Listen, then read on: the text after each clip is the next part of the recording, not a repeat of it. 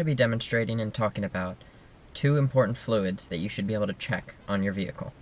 So the first is your windshield washer fluid. Your windshield washer fluid is something that helps keep your visibility clear and helps clean your windshield after you go on a dusty road or if you just build up dirt over a long period of time. And the second is your engine oil. Your engine oil is one of the most vital components to your engine. It helps keep all of your engine components lubricated and helps disperse heat throughout the engine as well. The first thing that you're going to want to do is open your hood. That way you have access to both of these fluids. Now, on this specific car, which is a Ram 1500, the hood release is right here, under the steering column. However, you can find this usually right there, or in many other cars you can see it'll be along this panel, or a button along this panel as well. So, if you can't find it, just keep searching for it, or go to your owner's manual as well, which will show that. And now that the hood is open, there's going to be a secondary release. So this is there so that if you were to accidentally release that button from the interior without knowing, your hood doesn't fly up. And basically this is just a small little release that'll either go to the left or to the right, and then will allow your hood to open.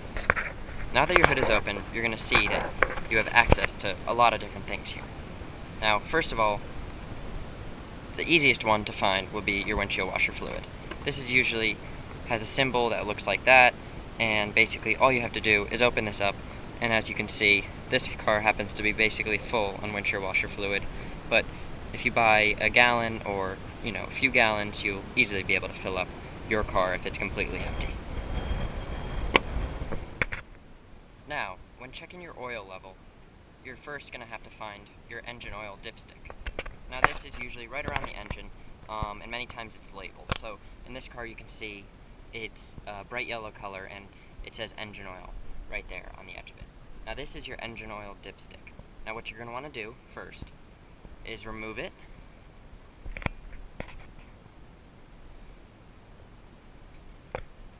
and then wipe it down with a small cloth. Now the first time that you remove your dipstick, you're going to want to wipe it off immediately, because as it sits there in the engine, debris will collect on it, so you want to make sure that you get an accurate reading. Now, as you reinsert the dipstick and release it, you will now get a more accurate reading, as you can see. Now, while this car has recently had an oil change, you can see that the oil is right there at the second divot. It's important to make sure that you keep your engine oil topped up so that your engine continues to run smooth and so that you can prolong the life of your engine as well.